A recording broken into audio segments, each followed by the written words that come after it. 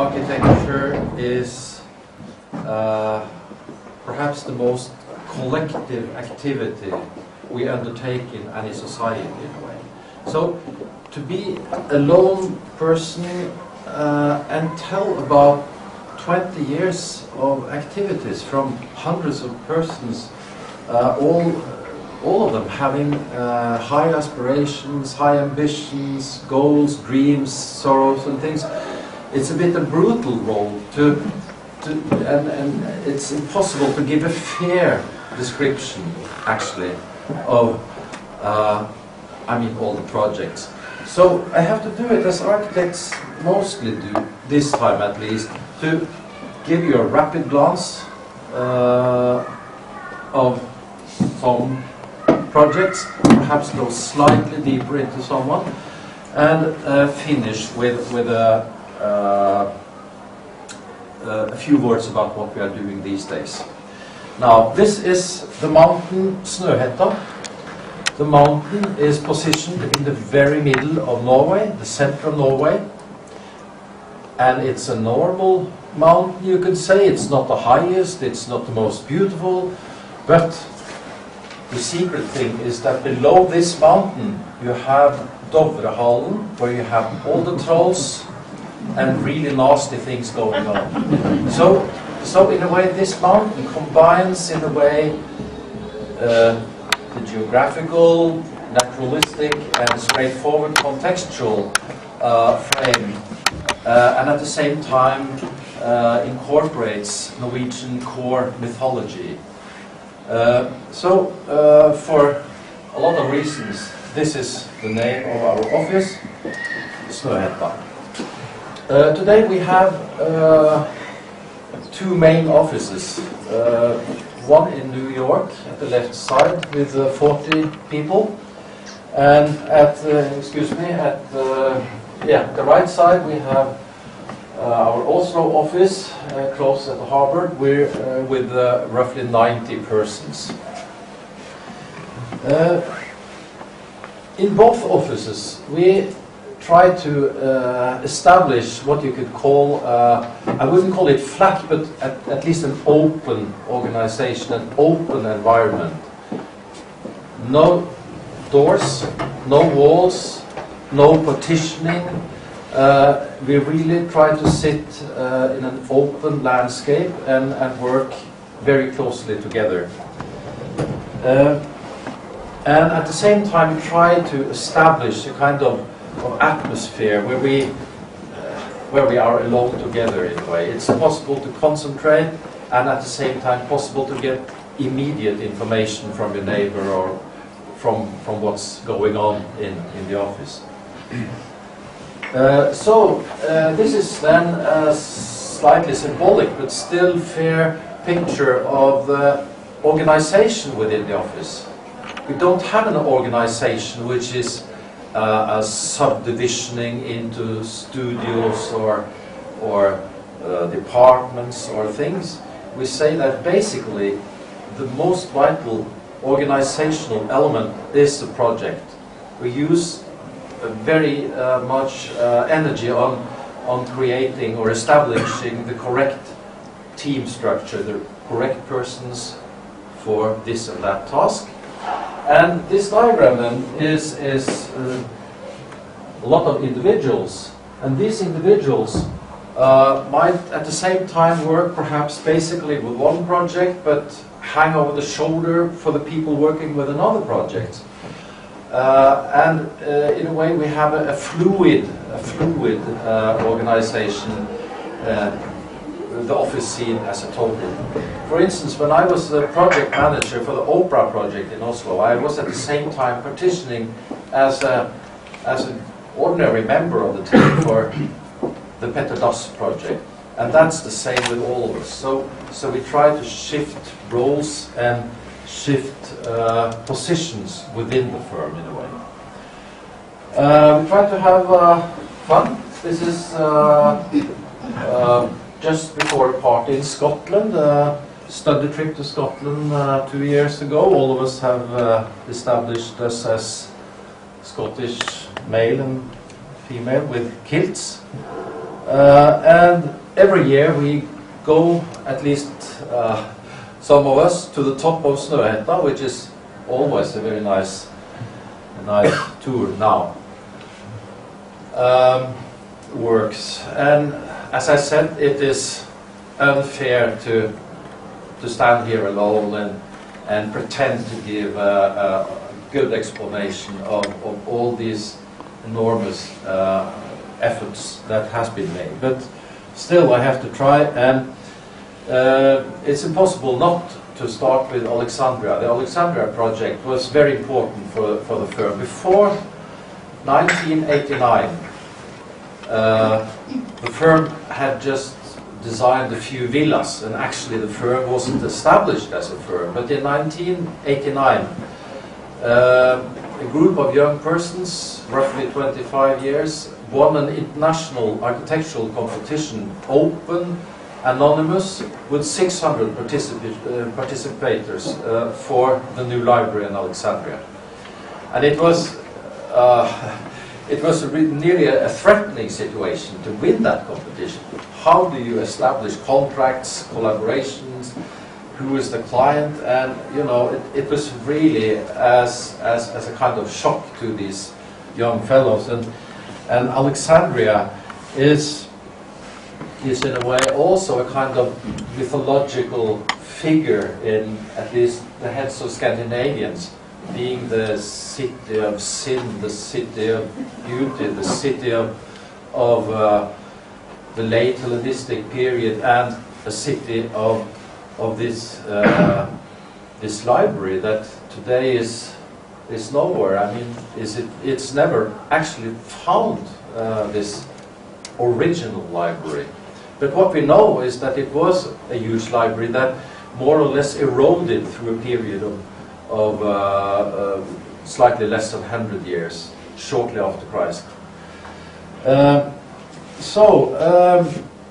project is then, in a way, based on a lot of homing in on a culture that, of course, none of the people in our firm knew about. And it was the concept of the project in a country with desert, flatness, to establish a kind of very, very basic thinking about past, present and future.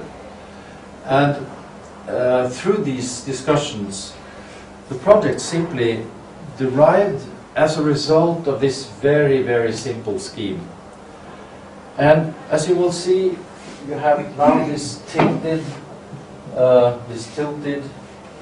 circular screen that symbolizes also in core Egyptian early religion, world, unity, totality, and it's tilted. So the deepest point is some 18 meters below the Mediterranean, while the highest point is 27 meters above the Mediterranean. The idea of the library was to, in this huge circular room with a diameter of 170 meters, you have these stepped terraces, and here you have bookstores where you can reach them as a user, and underneath the next platform you have the storage area for that special segment of the library. So that was the structural idea. This is a model from the competition period. And another important element in the concept was that this building should be in a way wrapped into a huge container of signs. I wouldn't say words, but signs, all kinds of letters, all kinds of signs known from any human culture. And these signs shouldn't be arranged in words or meaningful sentences in a way. It should be simply an arrangement of the signs. Even the signs used for presenting or describing ballet, like I don't know the word for that in English, but you know, all kinds of signs, and they were to be a sign, a kind of of cacophony. So for the future archaeologists, this is going to be a really troublesome building. And that was actually done then with a very serious and fantastic group of stone workers from southern Egypt who really could and handle the old techniques of dealing with these stones. And here you see the container of meaning and container of science. Underneath this high-tech roof, I will call it a high-tech roof, and you have glass just opening for a certain northeast angle. Never you get sun directly in it. You don't even get the totality of the south sky. But from inside you get more than enough of light, and it actually fills up the huge library room. Today, the situation is in a way troublesome. When this picture was arranged, it was in May last year. It was a very positive situation where actually the people living around the library, in a way, well, they protected it. You know, the Egyptian revolution or revolt and political unstable situation made the situation troublesome in many places. But in the period between May last year and today, the situation has actually worsened, and we have at least weekly contacts with the people down there, and they tell us now that the Salafists in Alexandria now claims that the library should be transformed into a mosque. And we really follow the situation with a lot of restlessness now. So, a totally different project. This is going to develop rather fast. I have to. The Petter Dass Museum. It's in northern Norway.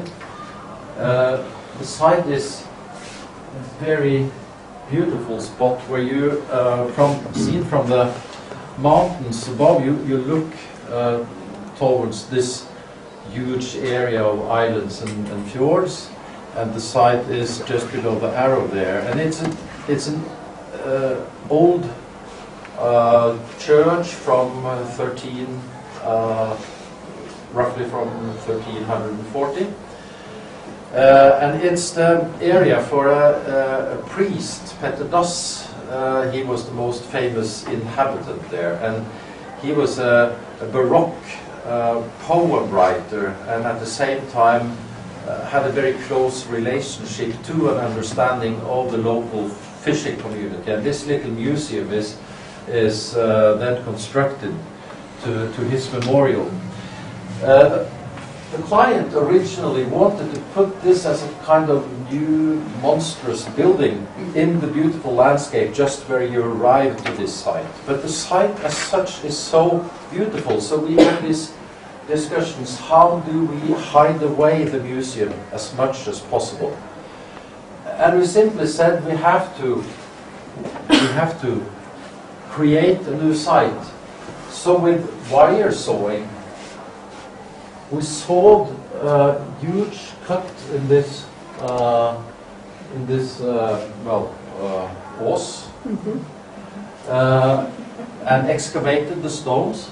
And in putting the museum there, we did not touch the landscape here or the old living houses and the old main house and the fjord, and it was in a way pushed out of sight, and then the museum was carefully positioned within that new slit in the Ås.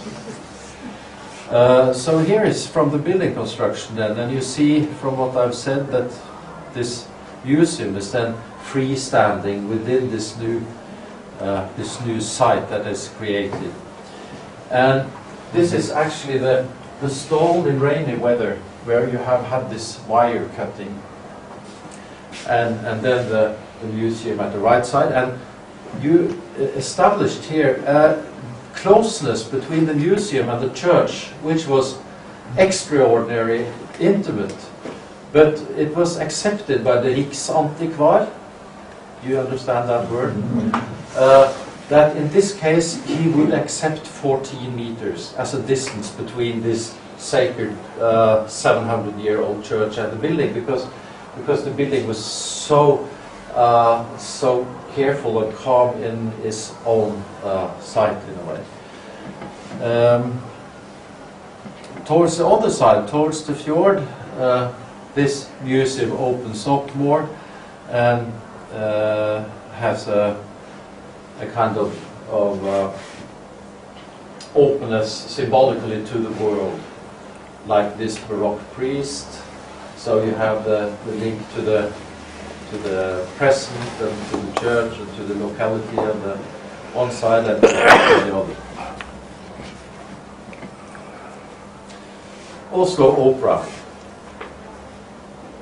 In 2000, the year 2000, the Norwegian government announced an anonymous open international architect competition with 246 competitors.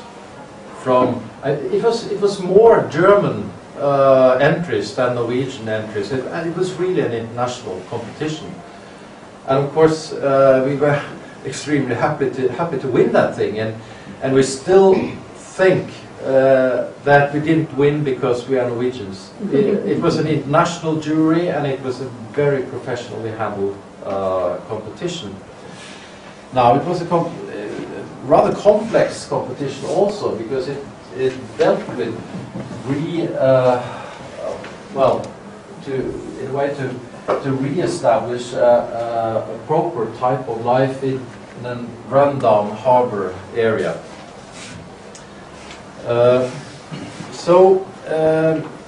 Now, very short, I'll tell you why the building looks as it does.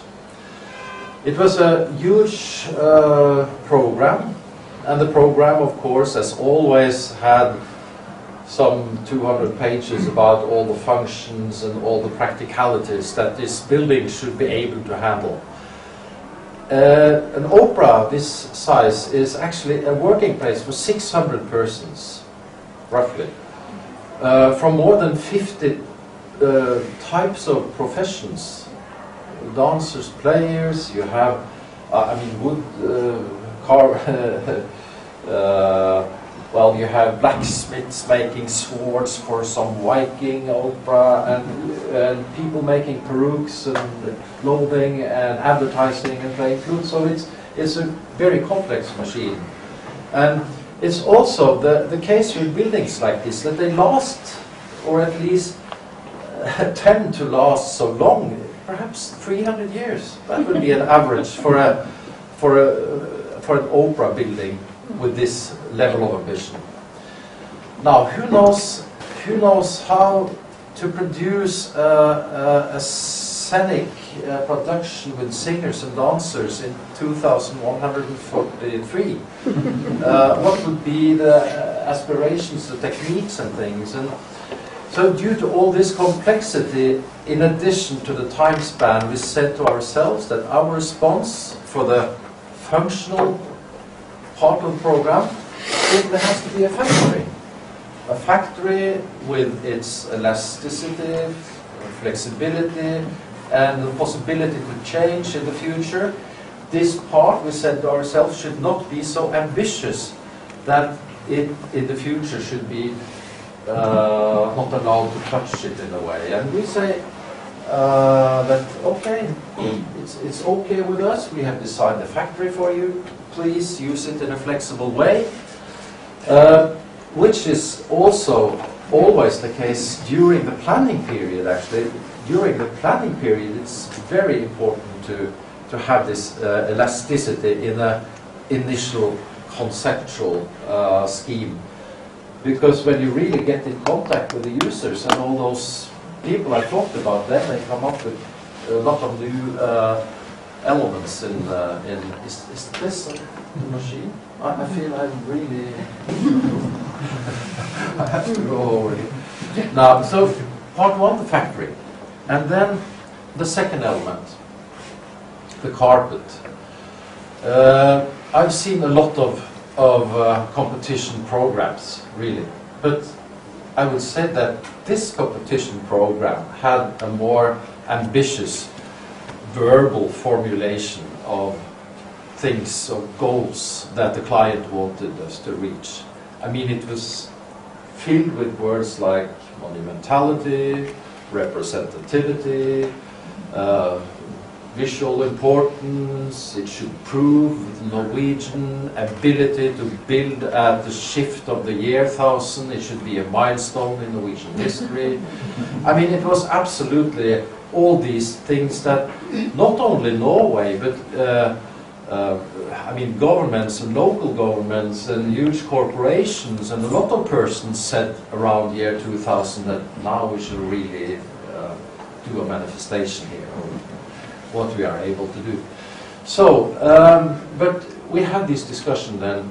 We were 6 people working on that project, and in our little factory we had the discussions about monumentality. What is monumentality in architecture?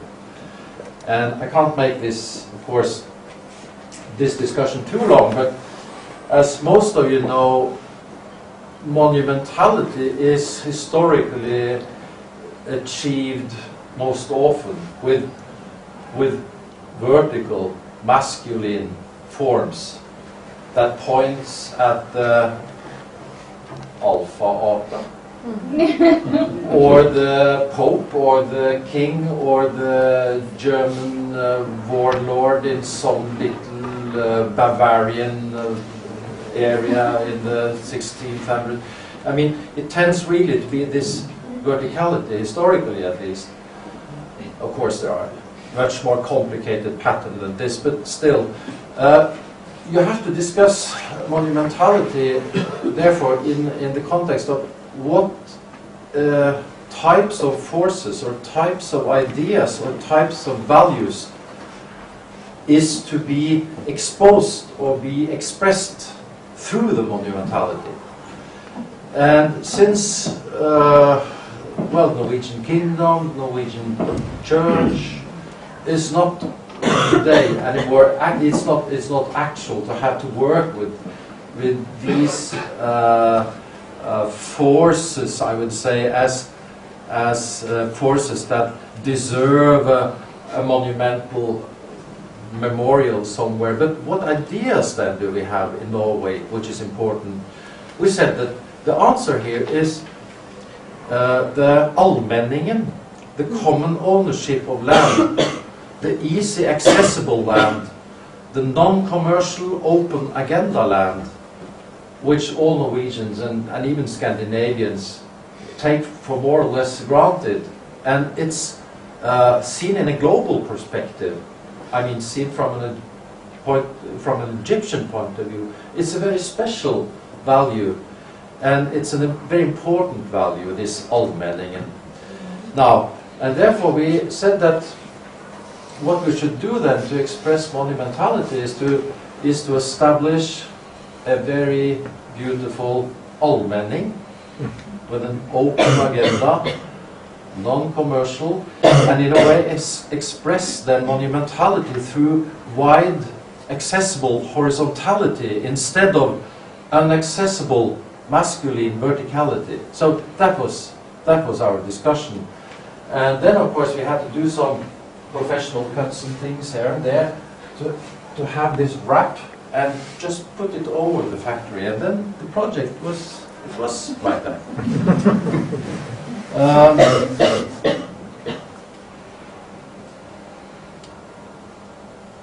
5 years of construction, very complicated construction period, really.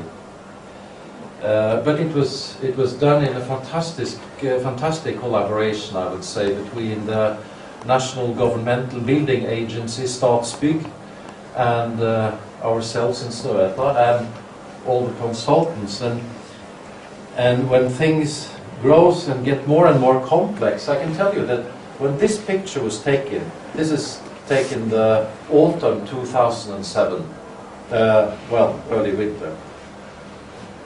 There were, we summed up, there were at that time roughly 3,800 persons working on the project in 21 countries.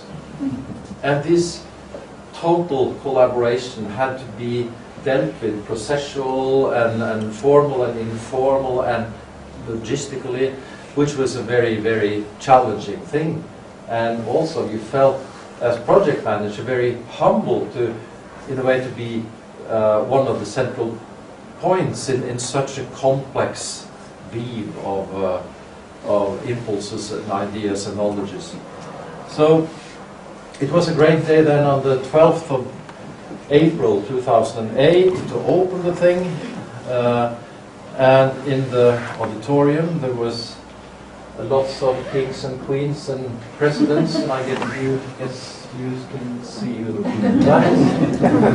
and so on. Everybody was there, even Snøhetta was there. Just a glimpse of a few of the elements here. After an international competition, a firm in Carrara was chosen to deliver the stone for this huge carpet. The carpet was detailed in a very intimate discussion between Snøhetta architects and 3 artists that followed the project from the sketch phase actually, and worked as members of our team with this element. And it's actually a huge mosaic of between 30 and 40,000 individual stones, and now we are not talking about old ways of stone layering with some sand and hammer and brushing and perhaps little cutting. Now this is precisely cut stones, each of them, enormously heavy, and if you have to, it's like a puzzle. It has to be very, very exact. And it was sketched up and thought about, and the idea was to do some articulation on this carpet, not so much that it disturbed the overall form as a form in the urban landscape, but it should be some articulation that triggers your eye consciously or subconsciously when you move on it. We made prototypes, and when now the roof was finished, it has been a fantastic thing to see how this area is used, and people seem to understand our concept, I mean, directly. What should I say? It's a very shifting wandering from the sea to the sky here, and with the shifting of light, which is, I'm impressed by the rapid shifts here in Reykjavik. Oslo is more grey and dull and lazy in that sense, but still it's more than enough with these small articulations, in our opinion. And what has happened also is that it is now allowed for outdoor concert and used like this, which was not. We thought about it and dropped the idea early in the planning period, but then Statsbygg said, stop, you can't think, we don't have time to talk nonsense about such things as assembling 5,000 people on the roof here now. We have to plan totally other different things, difficult things, but shortly after it was finished, it's used also this way. So that's fantastic now to walk through Oslo and simply enter here, and then it's a huge barge floating here on the fjord with the singers and music and concerts. Inside, behind this wooden structure that divides the building, it's the artists that, in a way, decides everything. And we, Snøhetta, decided that the auditorium is not the area where we are developers in any way. Here we are coordinators, because I had a very nice discussion with one person here in the audience last night. But still, I would like to say that, as we usually say, that in our head, the form of an opera auditorium has been more or less defined and fixed. I mean, the form, the volume, the proportions for a couple of hundred years, like a lot of instruments that in a way has a form that at least has a stability as form. It hasn't been challenged often. So in this case, it's more or less exactly the same room as in the opera in Dresden, the Semper Opera in Dresden. So the only thing we do is to deal with the acoustic challenge in other ways through. Well, but that's a story which is too far-fetched now. I'm sorry. Ground Zero.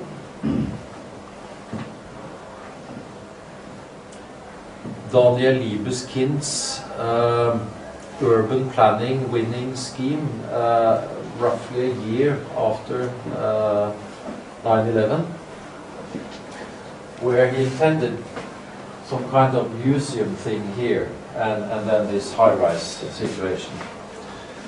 And after a long, complicated process, Snøhetta, I would say, won this typical kind of American architectural competition, which is a combination of sketching, interviews, talking, presentations, a long and often a heavy process actually to get in a contractual situation with the client. But still, we made it, and once again we had this past, present, future, just to organize, make some spatial logic to the thinking, and in the end of the day also to the formal solutions we came up with. As you know, today on the site there are basically these two quadratic ritual basins made by an artist, and then there is a subterranean museum, more or less telling the story about what happened there. And then our building to the left here is a kind of a combination of entrance building and a well, to the right here, a service. I mean, what is the name for it? Publikumsbygning, for all. I mean, visitor building. And here you have. This is a digital presentation, which is 2.5 years old. But now, as you probably know, by the 10th anniversary this September, the building, our building there in the background, it's finished outside, and the ground zero starts to get its proper or its actual form, but the interior of our building is not finished, the museum is not finished, and as we know from newspapers and our collaborators now, there are some problems really with the funding and the money, and it's a bit uncertain now when it will be finished. But this is the project that Eva showed a few pictures of. Some stones in the desert. It's the Saudi Arabian oil firm Aramco, which is the world's biggest oil firm, and it's a kind of national oil firm for Saudi Arabia, like Statoil in Norway. And they have decided then to build this cultural center, which is a new type, is a new function or a new typology in Saudi Arabia. You don't have cultural buildings in Saudi Arabia in our sense of the word.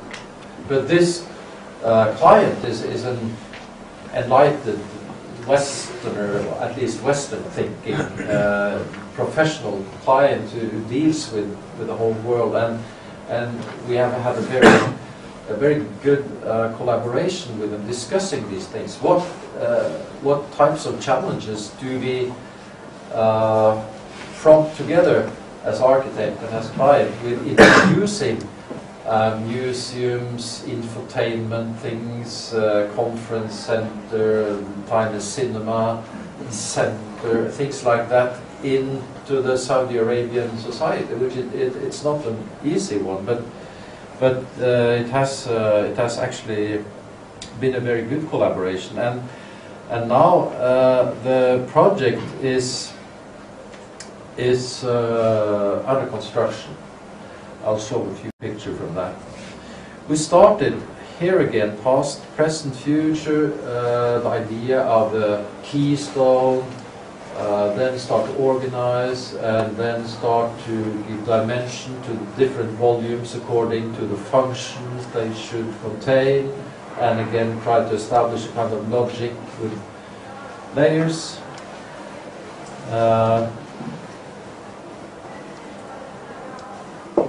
And here is the situation a little more than a year ago. It's a picture from Google Earth with our plan put on top of it, but you can see in the sand here they have started. And this picture is from September this year. Once again, it's a Google Earth picture. So we can see it's a fairly good progress. But what is perhaps more important also is that there are made a lot of prototypes of elements and very vital components here. This is the cladding on the stone, which will be tubular steel tubes, which are in a way wrapping around a volume to be filled with cold water, absorbing the heat, the water transported down to a heavy component in the cellar that can store the heat and eventually distribute it in the night or in the cold areas.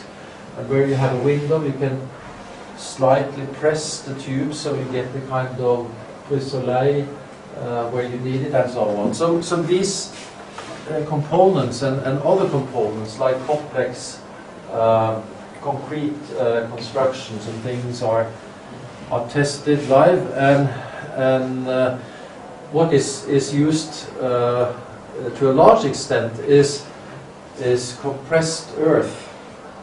What's the word for that in Icelandic? It's stampejord in Norwegian. Kind of stampejord construction, which are made then in forms like this, and then you develop blocks which we actually use in the whole ground area and in public areas, and they are of course calculated and composed of a material composure that can take the functional and technical needs that we introduced them into. So in this project we have it was 40 architects dealing with all the contractual, the tender documents, and it was really a huge thing to design to detail level. Today we have 4 architects permanently following the site in Darald. And here again we have taken pictures and wrapped them into 3D drawings, also to show the workers where they are, what area of the composure they work within. So pictures like these are also used to keep the working morale high, or the interest high anyway. San Francisco Museum of Modern Art, an addition to Mario Botta's 80 building from the 80s. That is the project which is perhaps now the most important for the New York office. It's very tight urban situation, a very complex situation, and I won't go deeper into it, but it's the first of many projects now where we work in a very complex and tight urban situation, because we have been so happy to be in the position to build solitaire elements in some natural beauty somewhere, but now a lot of us are very happy that we also are engaged in these very pressed urban situations, like also here in the so-called bar called well, area in just behind the opera, actually, where we have designed this building, which is to be located at one of these narrow plazas that combines the city with the fjord, or links the city to the fjord. And this building is now also under construction. It's to the right side there. It's more or less finished up to this level now. And we have managed to make this facade, and this facade meets the new building regulations climate-wise, which has been a 2-year scientific hard thing, but everybody are happy with it now. And then back to Dovre, the last building I'll show you. A reindeer center. What's that? This Dovre area is an area where you actually have a lot of wild reindeer strolling around, and you have some scientific studies going on the fertility rate and things like that for these reindeers. But you have also then, as a kind of a tourist regulation, you have a client who said that we should establish a positioning point where you could sit and hopefully see the reindeers without disturbing them too much in the distance. And this very simple task was dealt with. Here again you have Snøhetta behind, but that's not. My picture was from the western peak, which is the aggressive part of it. But as you can see, it's a beautiful, calm mountain. Now, in front of this, we have this reindeer observatory. And what we did here was to, in a way, establish kind of very clear box. And within that box, we wanted to use the new knowledge we had got through the opera about how to design very, very complex forms with CTC grinding in wood material, but this time in a kind of full-scale project. And it is established now, and I think it's a very challenging thing here, that this component actually is extremely high-tech, but it's made of old fir logs, and they are allowed to live and to change with the humidity and temperature and all that. They are linked together with wooden bolts, and the whole thing is designed in one huge CTC process by the same firm that made the balcony fronts in the opera. Actually, a boat builder firm on the western coast of Norway who has done this. So this leads up to my final comments. This, I wouldn't say debate, but this tension between analog and digital. Both words now in a broad sense. When I started as an architect, everything was, fully analog. Even if my drawing was really dirty, because I've been thinking so much about and done so many changes. I had this glass brush and brushed some wrong lines away, and I knew that I had to put my finger beside the nose. Here is always some fat, and then you could apply that on the paper, and then you could even come with your liquid tush and get a precise line afterwards. This was just an improvisation, but still I think it's I mean what I say, it was completely analog, the whole process, and you built up the building line by line as it later on would be built by the carpenter. And this is suddenly now, and I would say very suddenly, because this analog situation were more or less to, I would say, 99 of 100 architects, that was the reality until 2000. But the shift is these days. And for instance here, okay, I go back, but then I commented on it. Sorry. I shouldn't go back. Analog digital. In our case, it started in the opera, as I said. And we had this very close collaboration with the boat builder. And we were able to take our digital files and send them by the net to West Coast and actually get these things produced directly there, more or less directly from our files. And at the same time also we had this this very exciting experience of working together with Pa White. She's a female US artist who made the stage carpet for the opera. And this is actually, this is their carpet, and it's actually completely flat.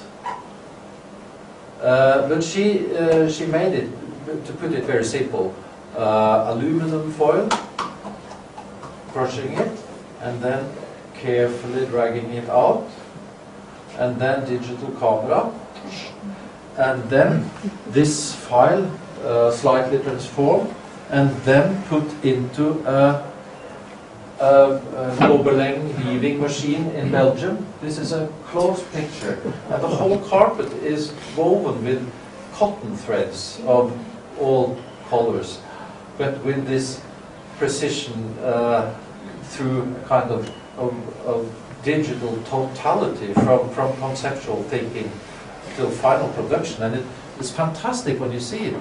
When you walk here and you see it from your seating, it's a very impressive thing, but totally flat. Now, so challenged by this, we set ourselves, when we got this reindeer possibility, we started in a way with some analog thinking, and of course had to establish the normal building construction drawings related to the box. But when it came to the interior wood component, we could work totally free in a manner we had learned. And we have in our office, this is a very simple but general robot, industrial robot. It can be learned to make car bumpers or whatever. But we use it for a lot of models. And in this case, we made sketches and then introduced it to the robot to test it out various forms, and it makes them extremely smooth and precise, and then we could go back to the sketch again, and then we could send this sketch to the West Coast, and here this is perhaps slightly more impressive than reality in a way, because here are it was 18 components that were CTC grinded separately, and here they are stable, very compact. But still, the process was a kind of direct linking between brain and final result, like with the carpet. So here in a project for library in Mecca, if we get that project, we will never be able to see it. We have clarified that we can't come closer than 2 kilometers from from Mecca. But here we work with patterns. All the work we have done in the Arabic countries has brought us in contact with all the fantastic methods and traditions of patterns. And now we can take elements of patterns and arrange them in our computer and then test it out and then establish forms like this as competition ideas. But I'm sure this will be very easy to build now due to this more and more digital process we are into. And here is definitely the last project where we are for a scientific firm in southern Sweden who work with some testing of it's a kind of wave generator, to put it very simple. They test some wave interferences and it's really serious scientific things going on. But what we have done then is, our landscape architects, they have got files from these wave studying professionals and got various examples of wave interferences, and then this is now the ingredient. It's actually one of the wave interference patterns. Then again, this is now a very simple digital 3D thing that are given to the landscape contractors, who now easily actually build this clear and scientifically correct landscape in a way. So this is now, it isn't green today, but it's actually built as an earth structure now. So